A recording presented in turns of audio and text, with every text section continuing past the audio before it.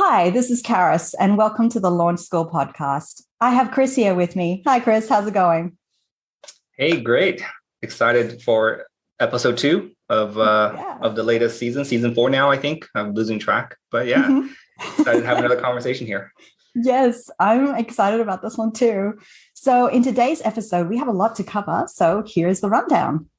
So, first off, we have some current events at Launch School.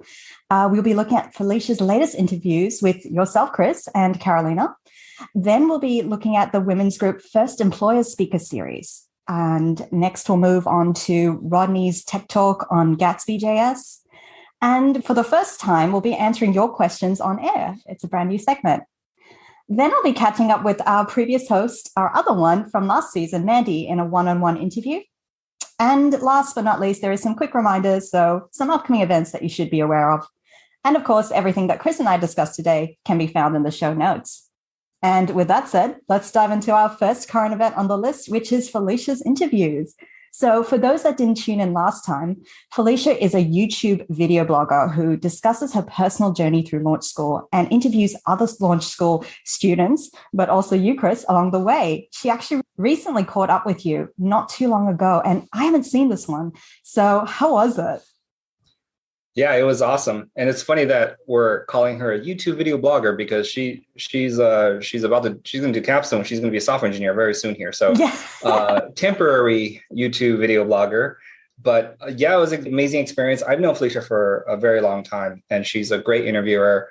And I, make time to watch all her videos. I felt like I said everything I know about coding education that I've learned in the past 10 years.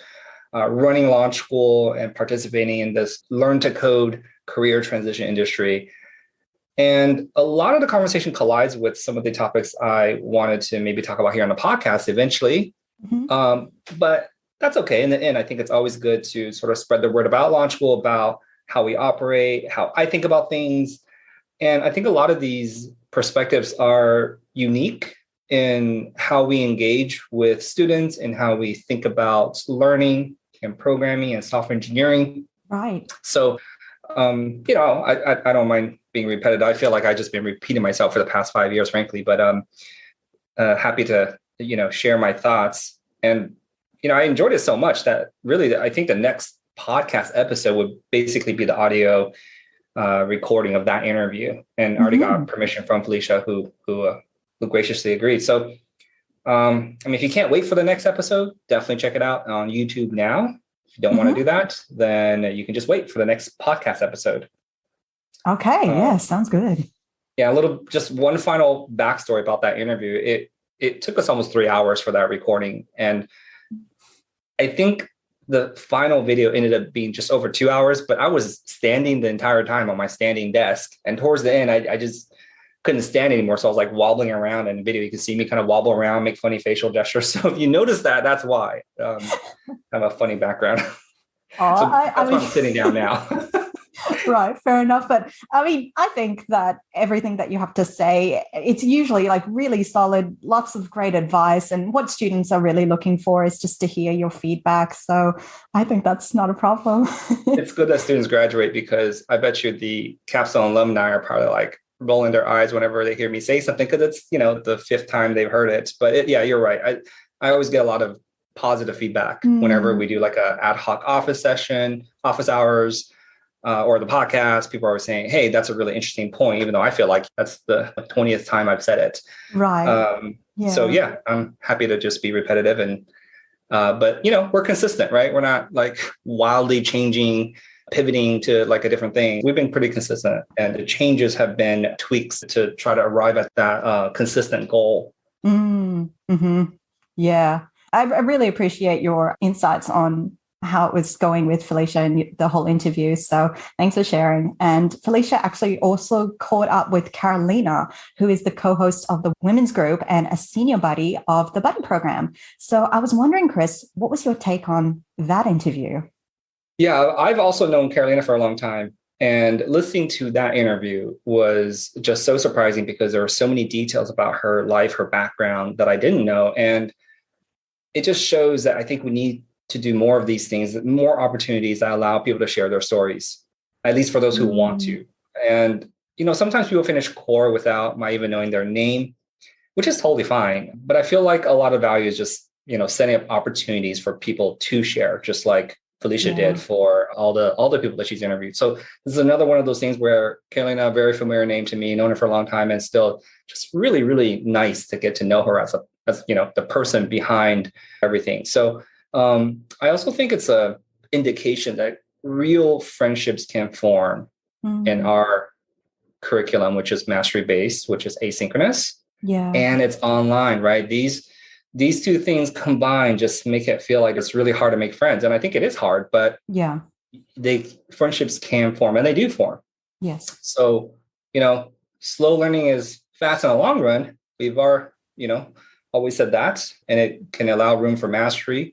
Yeah. But, now we're trying to find ways to also allow room for community, and human connection building. And I think that's the part that always surprises me, because when we, first thought about Launch School and all that, didn't really think about this part of it, which frankly is actually really, really important. It is. I fully agree. So what I really love about this interview is that Carolina, she does this personal discussion into her backstory and what was like navigating as a student during the pandemic. And Felicia mentions this as the human side of Launch School that people don't normally get to see from the outside. Would you agree with that? Yeah, I mean, absolutely. I think also there's a sense of when you talk to people and you see their story and you see their progress, there's also a sense of like, okay, you can do it too, and I can do it too, and we can do it together. And it's more collaborative, less competitive. Yes. And I think in our curriculum, there's I shouldn't say no competition, but there, in a lot of classes, tests are graded on a curve. And so there is a very competitive aspect to your peers. Sometimes someone sets the curve and you don't want that, right? Yeah. Here, our assessments are stuck the way they are, right? Yeah. I think I talked about the last episode. It's from the capstone graduates and interviews. And so I think it allows for a very collaborative environment. But the problem with our program is you got to go find them, right? You got to go talk to them. Yes, for sure. And it's places like the women's group and other groups in our community that creates these really nice friendships. And I can just see the value that it brought them. And I just really love how Carolina and Felicia, they've been supported by others at Launch School, and they cheered each other on before, during, and after assessments, even when they hadn't actually met yet. So I thought that was really cool. Yeah. So I think as well, when it comes to like mastery-based learning, when you're repeatedly exposed to your own success in a very difficult learning environment and you prove it to yourself time and time again, because they mention confidence right at the end. And by passing an assessment or solving like a really hard problem, you just can't help but gain that confidence in yourself. And I think that's what they both discovered. So that was something interesting. Confidence is the name of the game because people are always talking about these high salaries in tech. These high salaries come from solving problems that perhaps nobody on your team has ever solved before. Yeah. So in order to take on a problem like that you really haven't seen before, seems kind of familiar, right? Can't be completely foreign, but seems kind of familiar, but you don't have direct exposure to it. You need to have the confidence to go and tackle it. Where do you get that confidence? Right? It all comes from the previous problems that you've solved before. You're like, hey, I kind of solved another problem that's shaped like this, although not exactly like this. I can go take this one apart too. Yeah. And I think that's the key thing that allows people to start to deconstruct problems instead of just like, oh man, that's way too complicated. That's too vague. I have to walk away from it. Yeah. Right. Yeah, definitely. Thanks for discussing confidence. It's really important. So speaking of Carolina, she is also the co-host of the Launch School Women's Group along with Leah, and they presented their first employer speaker series. It was a live event with their first guests, the senior and director engineer managers at Mozilla and the director of recruiting at Gatsby. I just wanted to know, what was your take on that event, Chris? Fabulous. I mean, it is absolutely amazing, right? We have all these amazing things happening, and this is yet another one where, Launch School, frankly, is starting to catch eye on employers. We get our pitch to prospective students is actually quite difficult, right? Learn from a bottom up, take years, take a long time, learn well, memorize things. I mean, that's a hard pitch to people when the competing pitch is do this in 3 months. Yeah. Yeah. Right. So why make that pitch? Who likes that pitch? Employers like that pitch, right? Yes. So this is why, senior director of engineering at Mozilla, right? Director of recruiting at Gatsby, and companies like that want to engage with Launch School.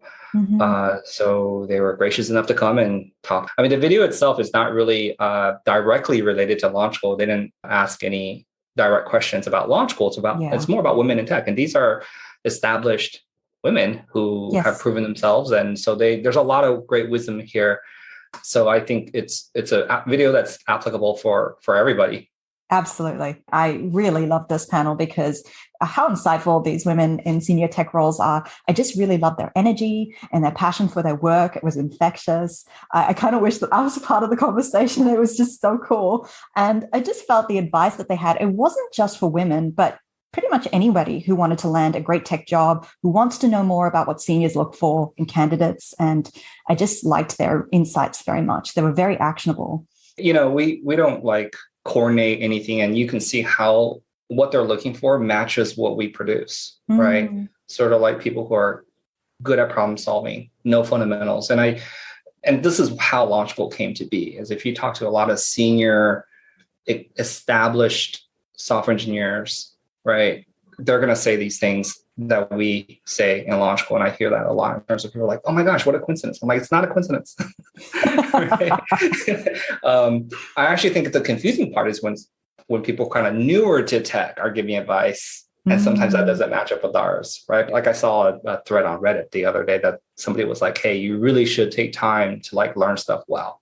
And he just gave an example, or I shouldn't say he or she, this author said, you should really learn things well. And for example, take 2 weeks to learn regex.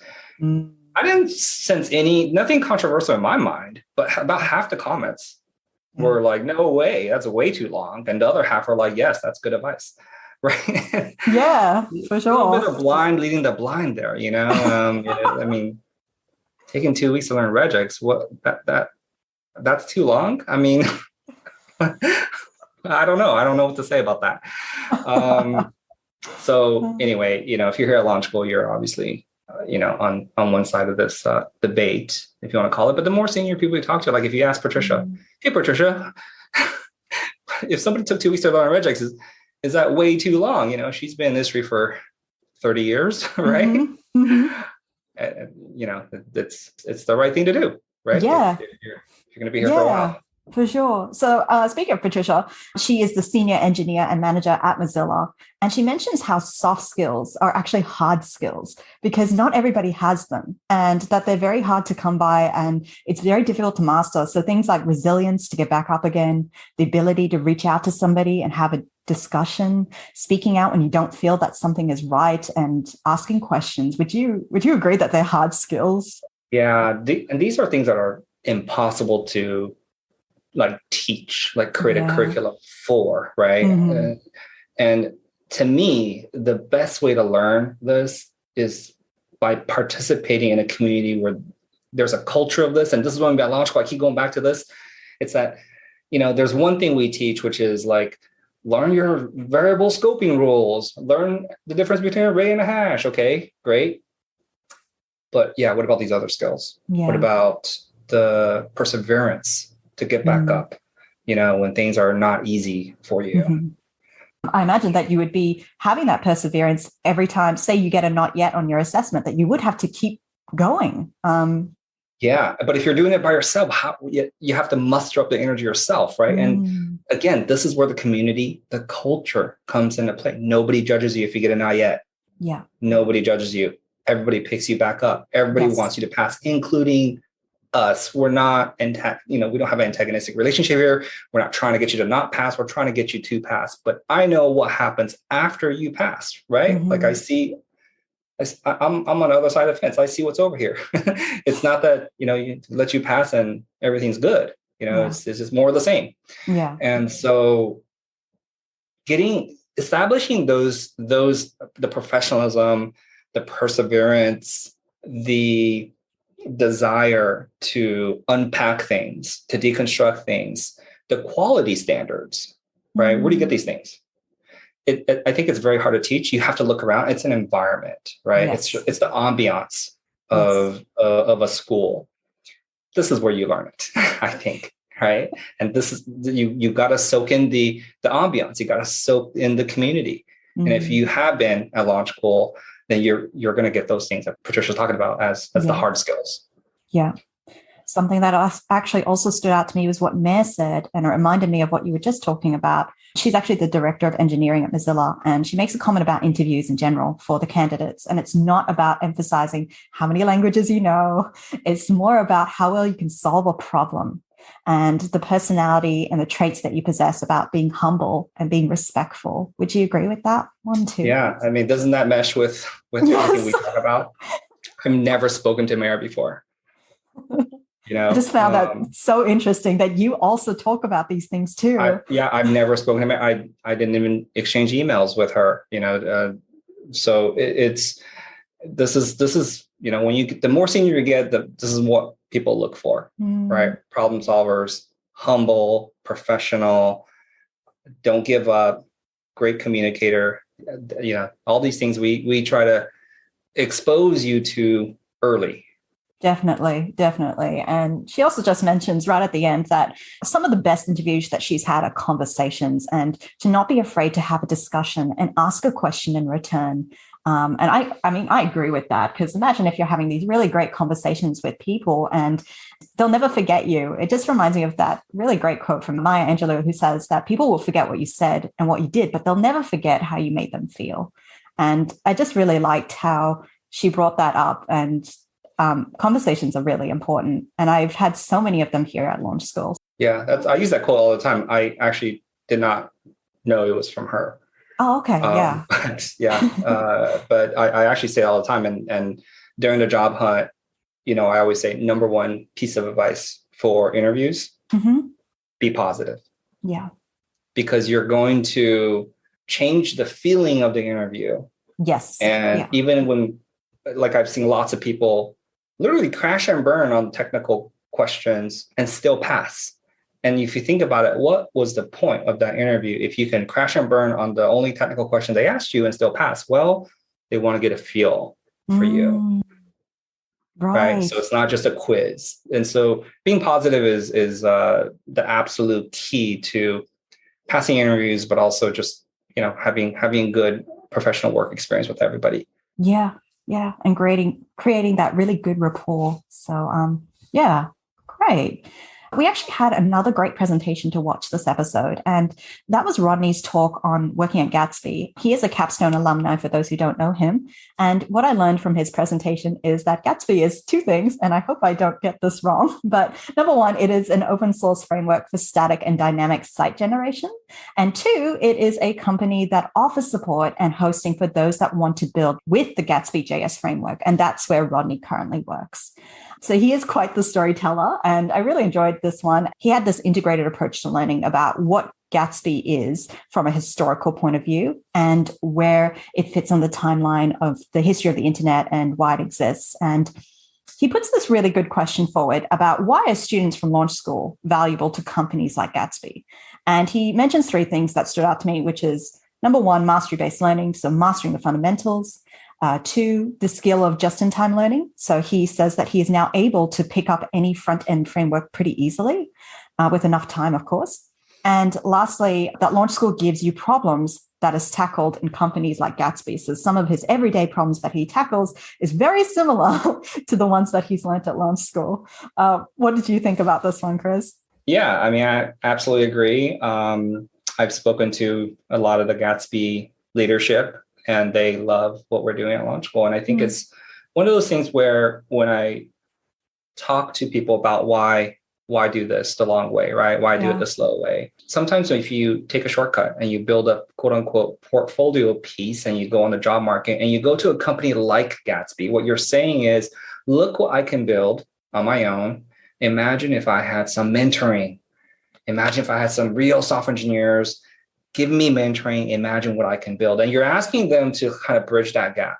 You're saying on your own, you did this thing, but with some structure and some mentoring, and by the way, a salary, you can do a lot more. Right. What we're doing after core and capstone is, look what we did already. It is basically the same level of technical complexity that you're working on. Yeah.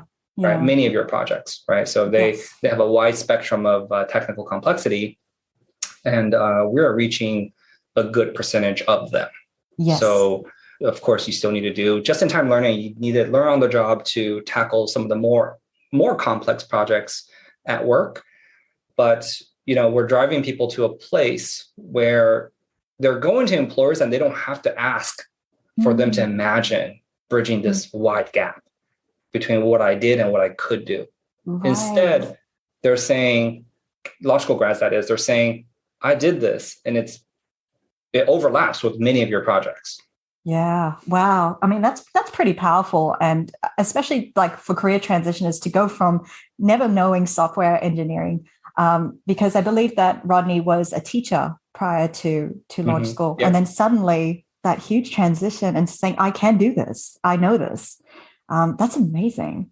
Yeah. And it took years. I think it took a couple of years. It didn't take 2 months. It didn't take 3 months, but it took 2 years. So, that's what I mean. It takes a bit longer, but the payoff is that, you're operating at a certain place, right? Yeah, definitely. He mentions right at the end in his Q&A that somebody asked him, what was something that you could have done differently as a student at launch school? And he said it was to build more projects, and that he was glad that now 185 has an assessment, which is RB 189 and JS 189. So Chris, could you tell us a little bit more about those assessments? Okay, that's interesting. I think we talked about it last time a little bit, but I'll get into more detail on it and why. And definitely it's, as Rodney mentioned, it's forcing people to build and use all the atomic skills they've established in a bottom-up way, use it now in a top-down way by building something, right? So you need a little bit of both. And so and by the way, we've always had like an optional project, but it was optional. Now it's just not optional. So it's not like we're totally changing things or anything like that. It's just that now we're going to look at it. As we were creating this, Pete and I and a couple other folks, we were debating, what kind of guidance should we give, right? Should we be sort of like, hey, build anything and then we'll kind of give you a thumbs up? Or how should we like grade these like custom projects, right? One could be a to-do list, one could be a real estate app, one could be, a social network for your cats. Whatever it is, like how do you grade them, right? And we weren't going to grade on like UI or anything like that, right? So what we wanted to do was ask everyone to build certain features that are in all these different types of apps. So for example, pagination. Pagination is a feature where, let's say you're displaying a bunch of comments. You only want to display like 10 or 20 comments per page. And if you have 200 comments, you're going to have this pagination feature where you're displaying, 10 per page, right? So launchschool.com has this, right? We have little page numbers at the bottom where you can jump to certain page numbers. Yeah. Okay. How do you build that? You have the ability to build it. You have all the knowledge. If you've gone that far, you now possess the knowledge to build it without using a library, right? That's the key. We don't want you to go off and install something and boom, you have it. No, right. We want you to build it from scratch. How? If you Google it, you'll see how easy it is. It's not that hard, right? It's just passing some extra params in to your database hint. It's not that hard. It'll take the first time that you've ever had to build this, it'll take maybe 3-4 hours. And then after that, it'll be faster. You do not need to use a library. You can if you want to in the future, but you need to learn to build things like this from scratch. Another example is, have you ever had that use case where you get like an email and you click on the link and then your challenge, or like a login challenge? And so it's like, go to this page, but then when your browser opens up, you're hit with a login page, and then you log in, and then it takes you to the page that you clicked on in your email, right? Yes. Yeah. And if you didn't click on that email, if you just went to the login page, it would not, like the post authentication page would not be that URL, right? Right. Yes. So it's kind of a workflow. How does that work? So again, we want you to build that, right? Not the email piece, that's irrelevant, but the piece where if someone's coming in that's saying, hey, I'm actually trying to get to that page, but I need to be authenticated first. Yeah. And after you authenticate, it takes you to that page, the destination page. So how does that work? We want you to think about it, Google it. You have the skills to build it, right? So just like a small list of things like this, and we're going to expand it some more. Yeah. And this is like manufacturing experience for you, right? Yeah. So if you were to build like a to-do list, you may not force yourself to like kind of build these little features unless you had users who would request it. But we want to start. I think we're trying to be modest for now. I have like a pretty long list of things I want people to build, but all of these things will help you generate experience that really cuts across all apps. Right. So that actually answers my next question, because I wanted to know, what do you hope students will gain from this assessment? So you have some very specific requirements, but that's right. It is about gaining that whole range of experience for all apps. Yeah, exactly. Like for example, build an app with time zones. Now this is one that I want to add, but they wouldn't let me add it. So I'm going to just mention on the podcast here is, how do you build the time zone feature? Super easy. Or at least the simple scenario is super easy. Let's just keep the scenario simple, right? Yeah. Not that hard, but again, not install a library, right? Build it from scratch. You know how. So what do I hope students get out of this? Confidence. And also just so they can see that when you need features, you can build it. You can figure it out. Most of them, the vast majority of them, are not that hard. Don't reach for a library every single time. Yeah. Right. Let's say you want to build a activity stream for a user. And we have this at Launch School, right? Internally for our staff, but you can't see your own activity stream. But let's say you want to track the activity stream for a user, kind of things they do, like watch a video, complete an assignment, complete an exercise, right? You just want to have that like a long activity stream. How do you build that? Not that hard. Build it from scratch. And activity stream is not in this list, but I have an endless number of these things that I think is just very, very instructional when you force yourself to build it. And the crazy thing is, I want people to see how far they've come and that they can build all. It's like within their ability to do all this now. Yeah. It really does lead back to what we were talking about before, that confidence when you prove it to yourself time and time again that you can do it. But you do need to see that for yourself, I think. Yeah. All right. Great. Thanks for that. So that wraps up those two presentations and covering the assessment. We now move on to our brand new segment where we answer your questions on air. So we received some questions from you last episode, and today's set of questions are surrounding the topic of core graduates. I'll just add the disclaimer here that Launch School doesn't track any analytics of the job success rates of core grads, and results will vary. However, Capstone graduate success is tracked and has 100% job placement rate. Now, with that said, our first question for Chris is from Anonymous, who writes, "Hi, Chris. I would love to hear more about core grads who didn't do Capstone. So can you say some more about that?" Sure. Why is it anonymous? I don't know. It wasn't that sensitive of a question. Yeah, this is a question that comes up a lot, right? And I think I've answered this a lot of different ways on Reddit, in Slack, and in other avenues. And I think it's a good one. It's a natural one. And why does Capstone have the success it does? It's because core is awesome. It's because core is transformative. It's not that Capstone is transformative. I think Capstone is sort of finishes things off, and we get to talk about a lot of things that I wish we could talk about without core, but unfortunately we can't, right? Yeah. And so it's not surprising then that if you finish core, you're going to have success. That's not controversial. And I think sometimes if you don't study Launch School deeply, you misattribute where the success happens. You think it's only in Capstone, right? Core is where the transformation happens. So, like I said, I've said this a bunch of times, and I have not yet heard back anybody challenge me on this, which is I don't know of a core grad who hasn't gotten a job. Like I haven't after some duration of job hunt, right? I've heard of core grads who go off and go to grad school, or I've heard of core grads do other things, and I would say those wouldn't count. But if they are looking for a job actively, every single one who did look for a programming job was able to find one after 6 months or so. So the question is, I would love to hear more about core grads who didn't do capstone. Yeah. Is that right? Yes, that is. Okay. And I think it ties into the next question, right? Which is like, what kind of guidance can you give to core grads that can develop projects for their purpose, serving as a portfolio piece or something like that, right? To get a job. Yes. Now, here's the thing. And capstone is extremely biased in that we're going to a subset of jobs in all of tech. Yes. Capstone is going to, and therefore we know what to do. Yeah.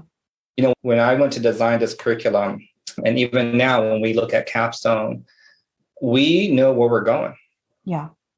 We're trying to make them go to Mozilla and Gatsby and companies like that, right? Yeah, that's right. And we know what they want. Yeah. And so for the first thing you have to do, if you say, I can't do capstone, but I want to build a project that I can then take to an employer, I think you want to try to avoid what I said earlier, which is, look, I have this thing. It's not quite what you guys are doing, but if you can bridge the gap, I can be productive. I think you probably don't want to do that. Yeah. Right. Yeah. Instead, you want to say, look, I'm doing this thing that your company is kind of working on already. Right. And so would you interview me? Yeah. Right. Yeah.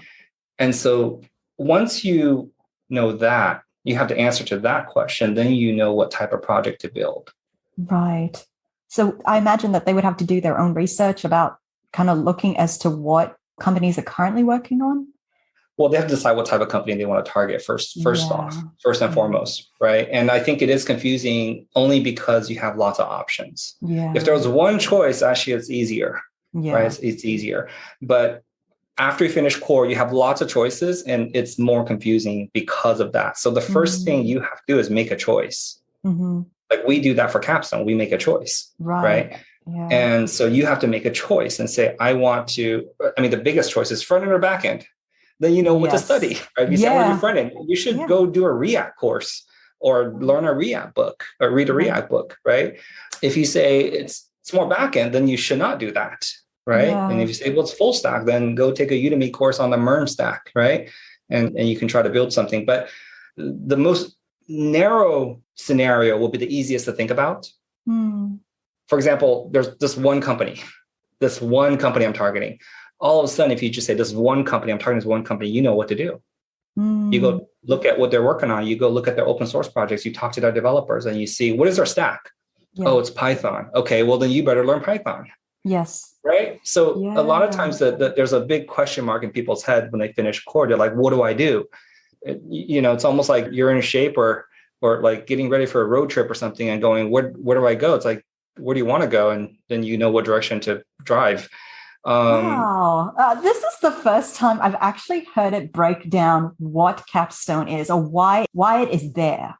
Because how can you ask all these questions when you don't yet have all of that insight knowledge or into companies and what they're looking for and why capstone is that streamlined process that gives you the sort of the framework to be able to answer those questions and do it.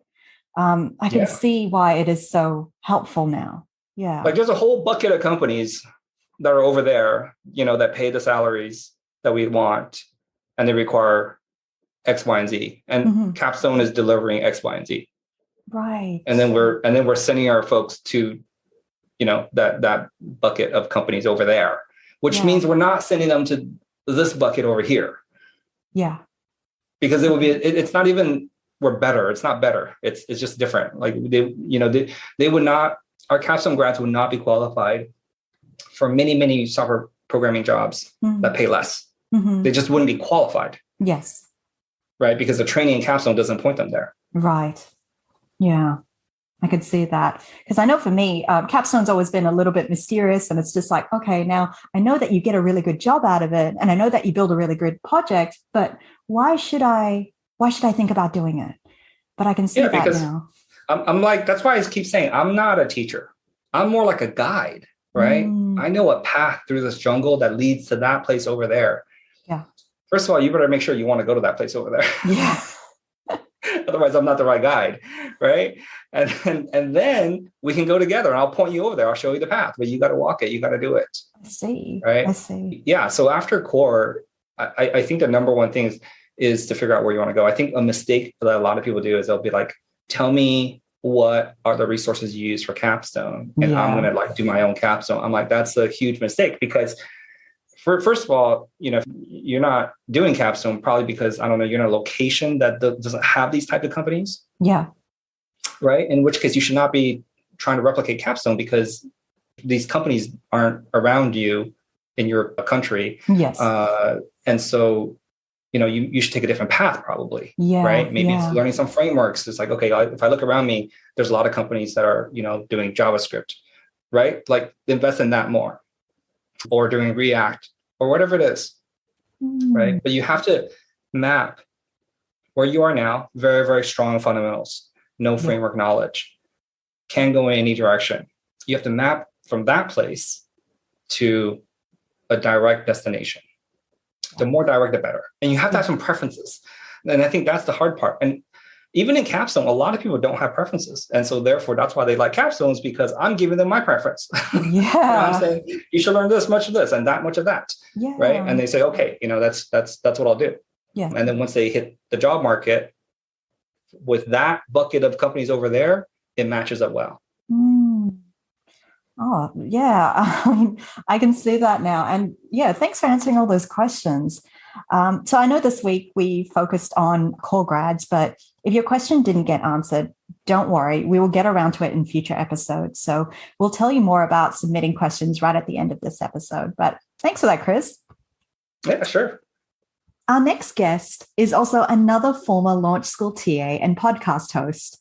She has personally helped me out when I was nervously getting ready for an interview, and I wouldn't have been so prepared without her gentle guidance and thoughtful approach to solving problems. She has been so kind and an inspiration for so many of us here at Launch School, and now works at Mozilla. Wow. Let's give a big warm welcome to Mandy. Hey, Mandy, how are you? Hey, Karis. Thank you for the great introduction. Yeah, it's been a while since we saw each other. Last time we were talking about 215, and like I wanted to know how was your interview for 215, and how did you find that course? Yes, I did pass. So thank you so much. Thank you. It's so good to hear from you. And actually, when we last heard from you, you were wrapping up season 3, I believe, and that you had just begun your first week at Mozilla. So what has it been like since then? Yeah, gosh, I guess that's been a while now.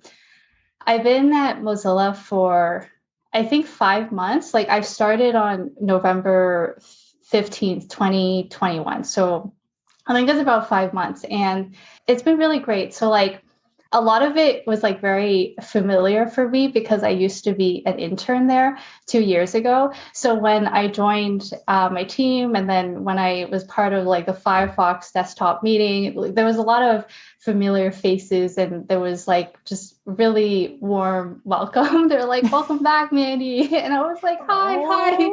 Hi, everyone. And it was just great to see like the desktop team and my previous manager, as well as like my mentor when I was an intern at Mozilla. So it's been really great. And right now I'm working on the search team. So for the Firefox browser, and my team and my manager has been great. Just really loving it every day, and I'm constantly learning new things every single day, and it's been challenging, and also like our team's growing too. Like we've hired more people, and like 2 weeks ago, or was it 3 weeks? 3 weeks ago, Stephanie from Launch School joined my team. And so that was really exciting. I actually her onboarding buddy, and I was able to kind of help her out, like get started. And it was just nice to have someone that I've known for so long at Launch School join Mozilla as well. Yeah. Sorry, this is Stephanie. Stephanie Canange. So she just finished capstone recently in January. Yes. Oh, that would have been so nice to actually meet somebody from Launch School, and for her as well to be able to be like, oh, it's Mandy, and then just to kind of have that familiarity. Oh, that is so cool. Yeah. That answers my next question, which was what is your role at Mozilla, and what do you do in your day-to-day work? Could you maybe expand if you can, a little bit about working with the search engine? So my team is the search and address bar team. And so I've been mostly working on the search operations side, and that's everything to do with maintaining like search engines, adding, updating, removing search engines onto the Firefox browser. Right. Yeah. And then the address bar side. So when you open Firefox, you type anything on the URL bar. So that's the other part that our team's responsible for. And that connects with like bookmarks and history. And so if you're typing in the beginning letters of a web page, we try to give a list of results to the user. Right. So based on where they last visited, like kind of just helping the user have a better search experience. So that's what my team entails. Wow. So what is it like to be a part of that? Is it like a bit surreal, or is it just like, oh yeah, this is everyday work? It's kind of surreal, like in terms of the impact that I have, because it's like millions of people use the Firefox browser. And so the changes like I make affect millions of people like worldwide and their experience like on the internet. And so in that sense, it's kind of crazy to think about it. And I feel like I really feel lucky to have this job and the impact I'm making for people every day. Yeah, I mean, it's so inspiring, and it's just so wonderful to hear your journey. That is so cool. So I have another question for you, just sidetracking a little bit. The Launch School Women's Group interviewed most recently Patricia Lawless and Mare Reevy, who are the Senior and Director of Engineering at Mozilla, in the Women in Tech panel. And I was just wondering, personally, have you had any interactions with them? Oh, yeah. So Patricia, she was actually my manager when I was an intern at Mozilla. Oh. So like I caught up with her recently, like before I started, and I was catching up with her, and because I haven't talked to her for a while, like over a year and a half, and we were just catching up on things. And so during that meetup with her, I asked her if she'll like to come join us for Women Who Code. And I think that was like the first meetup. It was quite small, actually. It wasn't like the really big one that Carolina and Leah put together, and also Stacy. That one was wonderful. And it was so well done. It was recorded. But the first one, it was just Patricia. And I think it was like 12 of us. And that went really well. And then I think after that meetup, that's when I handed over being co-host to Carolina and Leah. And then so they continued doing sort of this like employer Q&A panel. And it was really good. Like I attended it. I got a lot of like great advice and just like inspiration from that talk. And so, yeah, I used to work with Patricia, and I think it was the first time I met Mare, actually. I think they worked together. And so it was nice to see them in the launch school space and inspiring more women in this field. I mean, absolutely. I mean, unfortunately, I haven't been able to attend a women's group because it's just a little bit out of my time zone. But the talk that they gave was so inspirational. And I was like, wow, these are awesome women. And it was just so nice to hear so much good advice. So yeah, that's cool. I just thought I'd ask you just in case that you did know them, because I know how big Mozilla is. So your story is actually a unique one in that you didn't do capstone. So I was wondering if you could tell us a little bit about how you landed your job at Mozilla. So my journey started before launch school. My journey as in trying to get into software engineering. So previously I started university as a nursing student. So I worked in healthcare, and then after working a year in the hospital, it's like, this isn't really for me. And also it was a really difficult job, like emotionally, mentally, physically. I just wanted to finish my degree and get my degree in something. And so I switched over to geography, and hoping that it was something that didn't have anything to do with programming or mathematics. But then in my last year, I had to take calculus to get my degree.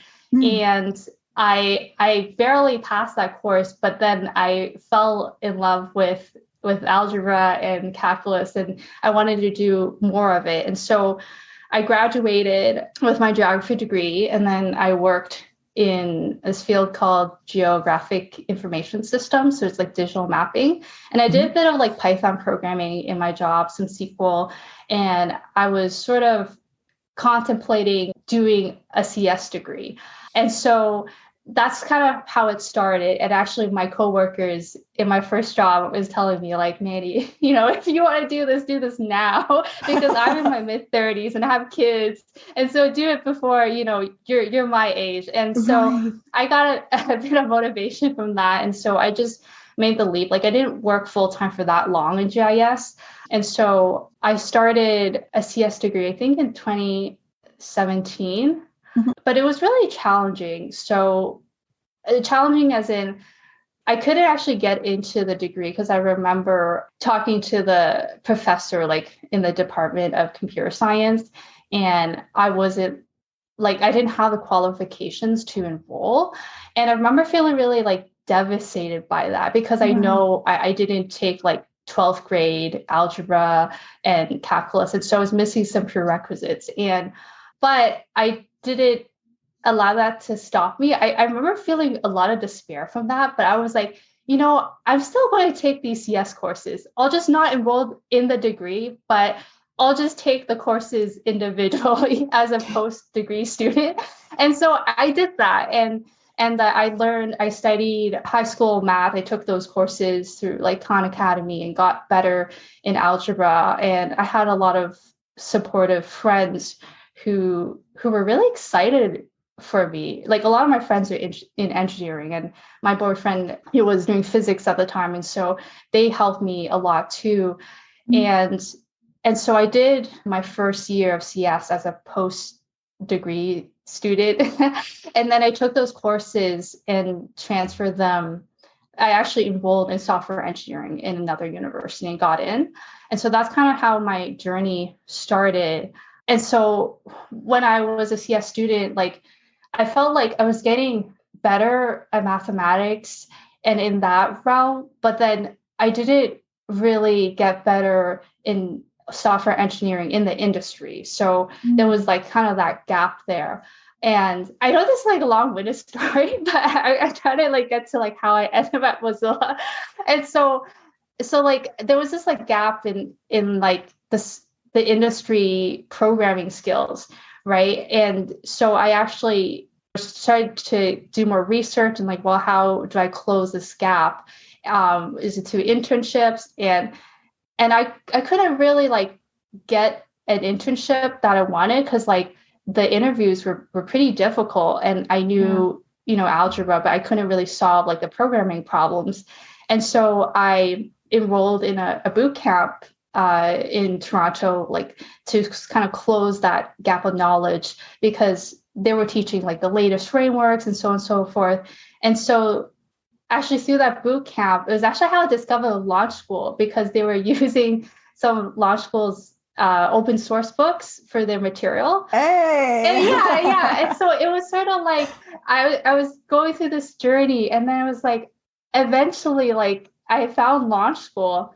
And so I was doing like one internship. I remember I was a back-end intern doing Rails, Ruby, and I was taking some of Launch School's, like reading some of Launch School's book, and it was really helping me. And then I enrolled in Launch School. I started taking 101. And then this was at the time when I started my internship at Mozilla. And so I was on the performance team. It wasn't in Ruby. So this job was in C++. But because of the material that Launch School taught, like the fundamentals of variable scope and pass by value, pass by reference, like these really important topics, it helped me learn C++ really, really fast. Wow. And it just like these concepts are transferable. And so I continued like kind of juggling the internship of Mozilla and then also launch school. But I had to pause launch school for a while because the internship was like a full-time job. But then after I was done the 4 months of internship, I just continued with launch school because I felt like it brought so much value to me as a programmer. And really, like, as I progressed through the courses of launch school, every course, I recognized the same topics at work. And so it was closing those gaps, like those missing gaps. And there were so many aha moments. And every course of law school, I just like, wow, like I wish I knew this at work. Right. And so, yeah. So like, that's kind of how I ended up law school. And I was actually like preparing to do capstone when I was in 230. So 230 is like the last course of core. I did the Ruby track. And it was at that time where I was finishing 230. I had a group of friends I wanted to do capstone with. And then at the same time, this job opportunity came up at Mozilla. Like they were hiring, and my previous mentor, Mozilla, reached out to me as well as Patricia. And so it seemed like a good opportunity. And I applied for 2 teams there, and I was in a really good position. Like both of the teams wanted to give me an offer. And so I accepted. Yeah, it was like kind of intense because I was like, maybe, what if I don't get this? And then I'm going to be behind in capstone prep. Oh no, and so I was trying to like balance the two. I was like studying at launch school and then studying for my interview at the same time. That is so awesome. Yeah. It worked out. And I started at Mozilla in November. And yeah, it was like a lot of pressure, like those 2 weeks because of balancing the interview and launch school. But I got a lot of support from my friends here in the launch school community. And also I got a lot of support from Chris. Chris helped me through the interview process. And yeah, I feel really grateful for all of that. Yeah, that is such an amazing story. And I can appreciate why you wanted to tell your whole story, because there was a lot of lead up to actually getting an internship. It was nothing to do with launch school. It was to do with your computer science degree. That's right. Yeah. And also, like, now that I've finished launch school, I am a completely different programmer. I'm like so much better. Like I finished my internship, I was at, this state, but then I did like 2 years of launch school. I'm just like, I'm a lot more technical. Like my problem solving skills are like bang on. And I remember the problems I used to solve as an intern, and now I'm a full-time. I'm like, the struggles I had as an intern, I don't struggle with those same problems anymore. It's like I can do a lot more now with like the training I've had at launch school. That is so reassuring, and it's so good news to hear, because there it is, that sort of like, here it is, hearing it from the industry itself. You were interning, and then when you went to launch school and you got the fundamentals down, it's just like now you can see that the problems that you were solving as an intern and now how relevant they were at launch school. And I guess sometimes when you started with launch school, you don't always understand like how that comes together. Like, is this relevant? Is this going to be useful for me? But it is good to hear from you that it is. And these were the types of problems that you were solving now and as an intern. So thank you for sharing that story. Yeah, it's difficult to kind of make that connection when, like, if you're a career transitioner and you haven't worked in the tech industry before. Yes. So like maybe I know in the Ruby track, like they teach Sinatra, like that framework, but at work, maybe you're not using Sinatra, but like the same concepts apply. It's just a different framework. And so I think Launch School does an extremely good job in drilling those fundamental concepts down. So it doesn't matter if you're using a different language, doesn't matter if you're using different framework, like you understand the underlying problem you're solving as an engineer. Yes. Yeah. And I fully remember actually when you were helping me out with my interview and you were just giving me these little tips and I was just like, oh, that makes so much sense. And like, I now share your teachings with everybody, just letting you know. I was like, this is Mandy's framework. She is awesome. Please use this. Oh, I'm glad that it was helpful. I don't even remember what I said, but I'm happy to hear that I was able to help. Definitely. It's so good to hear your experiences so far. So just moving more into Launch School, from your time as a student and as a TA at Launch School, what has helped you in your job the most so far?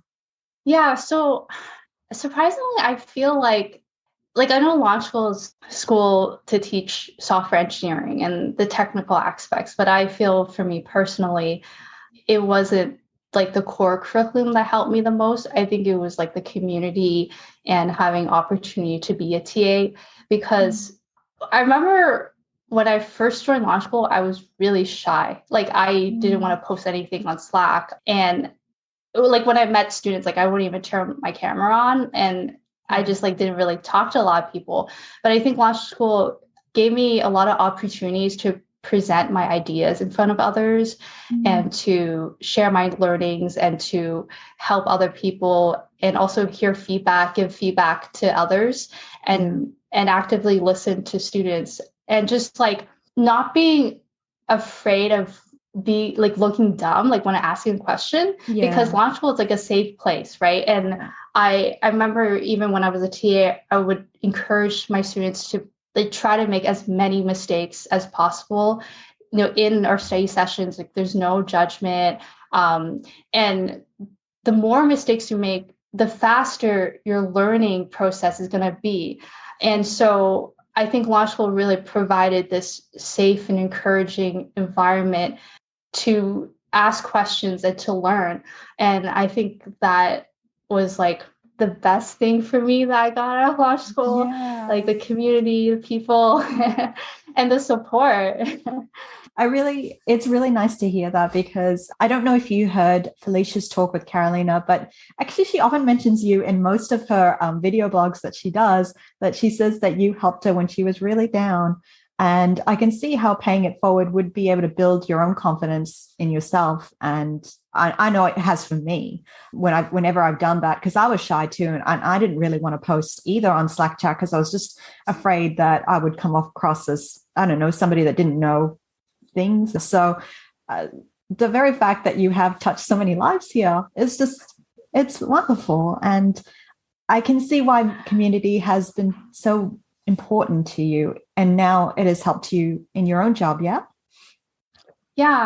definitely. I just wanted to add a little bit to what you said about Felicia, because I do remember she was one of the first friends I made here at Launch School, and I definitely remember my conversations with her and our study sessions together, and I definitely felt the same anxieties that she had felt, but maybe like 2 years earlier in my first like computer science class.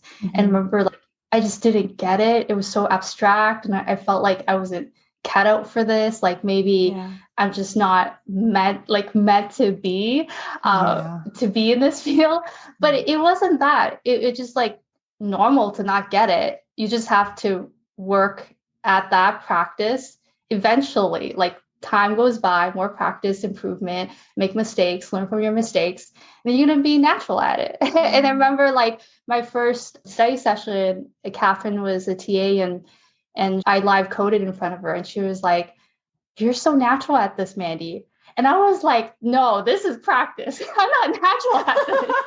Like, you should have seen how I coded 2 years ago in my first CS class. I was terrible.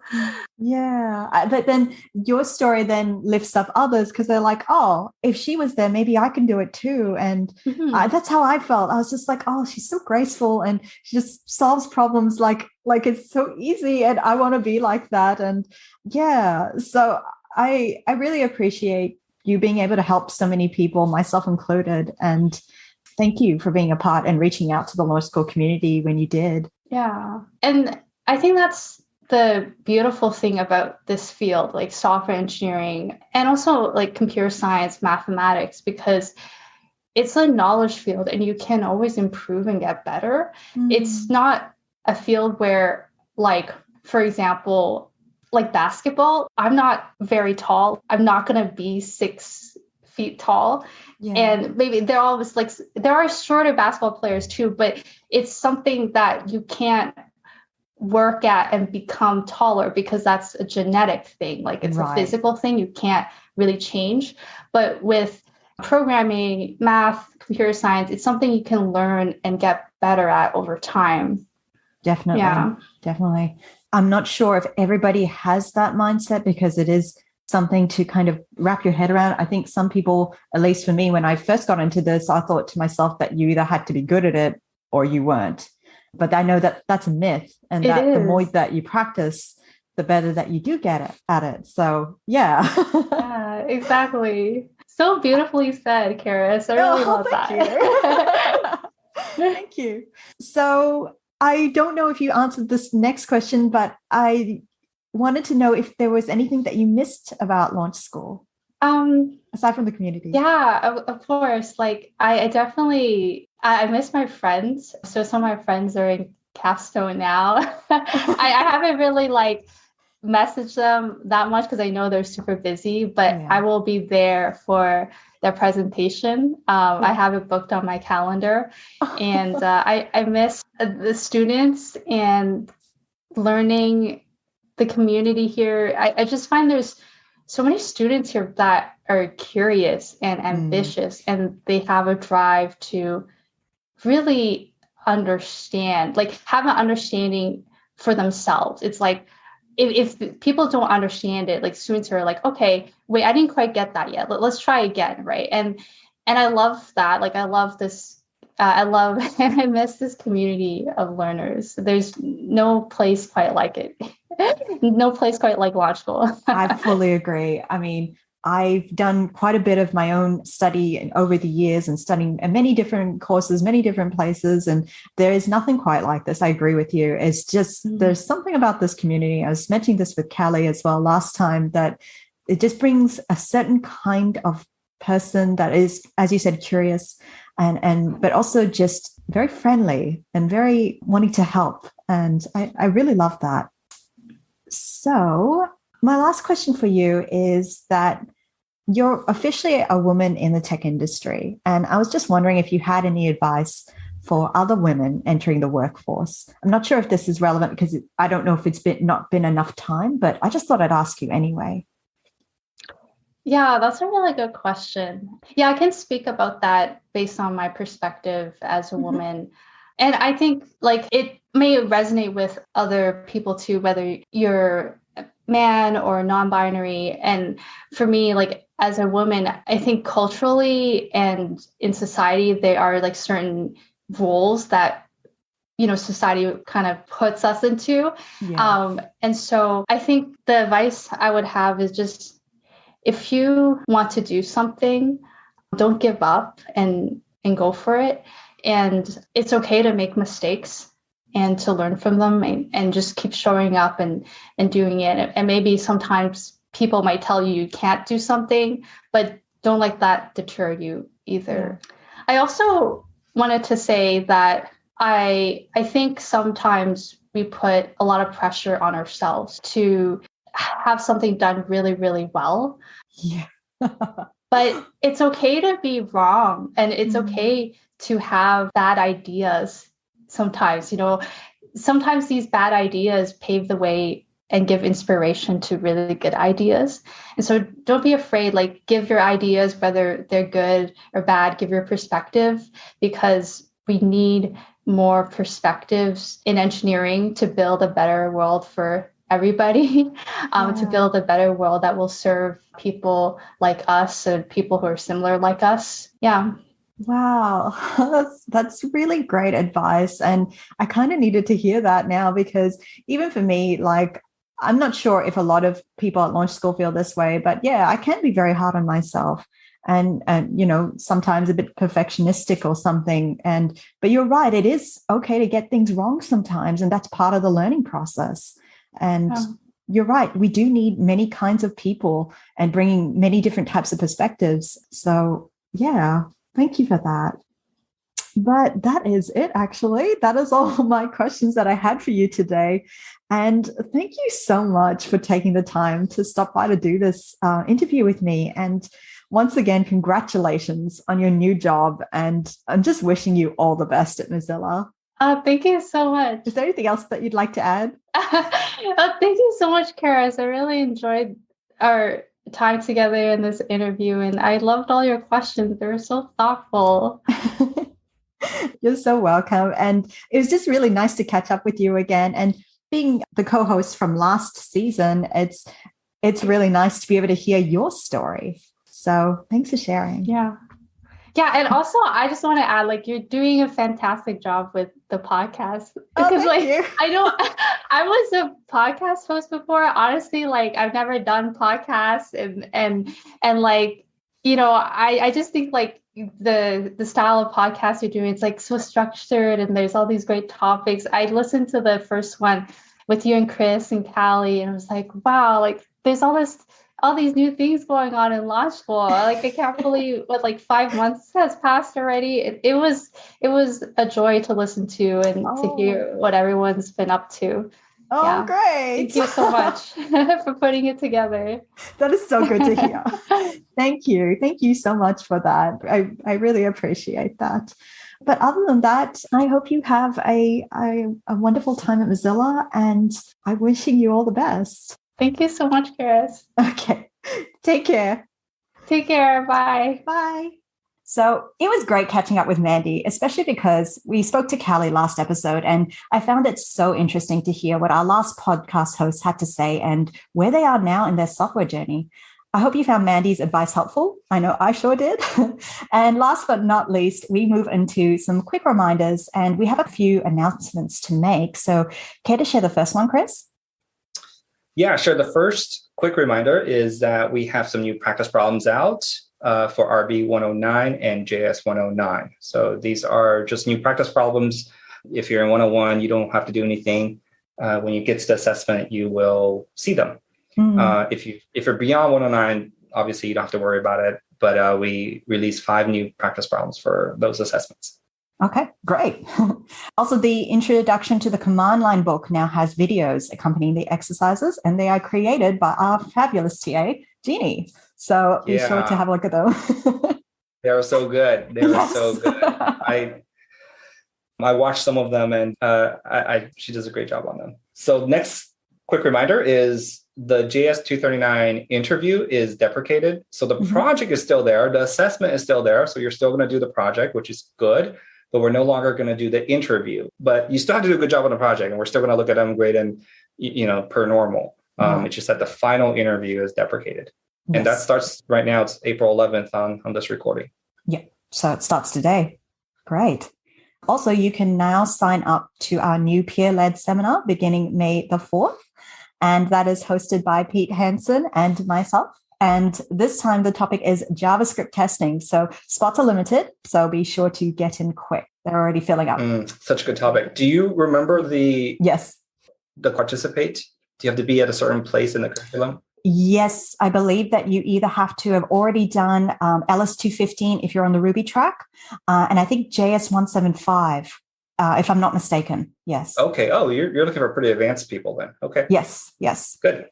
Next quick reminder. So it's that time again. Capstone presentations. So these are always good. Yes. That's coming up this week. So again, depending on when we get this podcast released, but right now it's the 11th. Q Mantis and Artemis are going to present on the 13th. Waypost will present on the 15th, and Haifa will also present on the 15th. Check the events tab or the events link on the sidebar on launchschool.com. We've also been posting them on Reddit. If you're active in our Reddit community, I believe it's just reddit.com/r/launchschool. Yes. And we'll also put it in the show notes just in case.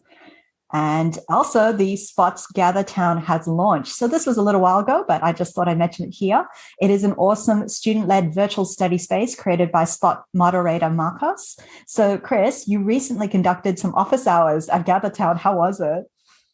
Oh, yeah. It was just today, kind of ad hoc. It was awesome. I'm really, really enjoying GatherTown. I think I'm going to start doing more of them in the future because a lot of people pay me for like one-on-one meetings. Yeah. And it's really hard to have them scattered throughout the day. So I think I'm going to have like scheduled office hours where anyone can just stop by for like one-on-one chats. And you can sort of see like if there's, somebody in there, you just kind of wait outside. And if, I'm in there by myself, you just kind of walk in like a real office. It's really great. And cool. I'm really liking GatherTown. Like today I hopped in there and I was walking around and I literally bumped into Carolina. She goes, "Hey, what are you doing here?" I'm like, "What are you doing here?" It was awesome. And you don't bump into people in Slack. Yeah. No. So I'm like, I'm going to my office that Marco's created for me. And she's like, "Oh, really?" How cool is that? It was just kind of one of those surreal moments. I'm like, yeah, we're in a metaverse now. Yeah. Huh. Wow. So details about that will be in the show notes, but you can also find out more by jumping onto Slack's Spot channel. We also have the next women's group meetup, which is on the 24th of April. So that's another one that's come out. And the last reminder is from the last episode, but I'll say it again. So for future podcast episodes, we'll be answering your questions on air. So if you have any questions about anything launch school related, whether it be our prep course, core, capstone, and beyond, please fill out our form in the show notes and your question could be answered in our next episode. And we may not be able to get your question answered right away, but that's because we want to group questions by topic, but rest assured they will get answered. And that's it for today's show. Be sure to keep an ear out for the next one. Is there anything that you'd like to add, Chris, before we head out? No, I think that's it. I think I maybe just want to throw out the URL for requests for the podcast. So it's launchschool.com/podcast-requests. Yes. So easy to remember URL. But yeah, this is awesome. Thanks for hosting another episode and hopefully this conversation is interesting and useful. And again, give us feedback. I'm happy to change up the tone or whatever, but otherwise I'm just reacting to questions. And if that continues to be helpful and fun, we'll continue to do it that way. Yeah. In the interview that I had with Mandy, she does actually say that she absolutely loves it especially for alumni, because they always want to hear, where is Launch School right now? And she just said it was so just a really great format. So I was like, that is also awesome to hear. We'll be like those shows where we have to come up with like little gimmicks or something to keep the attention, But yeah, right now, I think just reporting what's happening is okay. Fair enough. So everything we mentioned today can be found in the show notes on podcast.launchschool.com. And that's it. As Chris mentioned, if you have an idea for an interview or anything podcast related, you can now reach out to us at our new URL, which is launchschool.com/podcast-requests. And that's it from me. Yeah. Bye. Have a good day.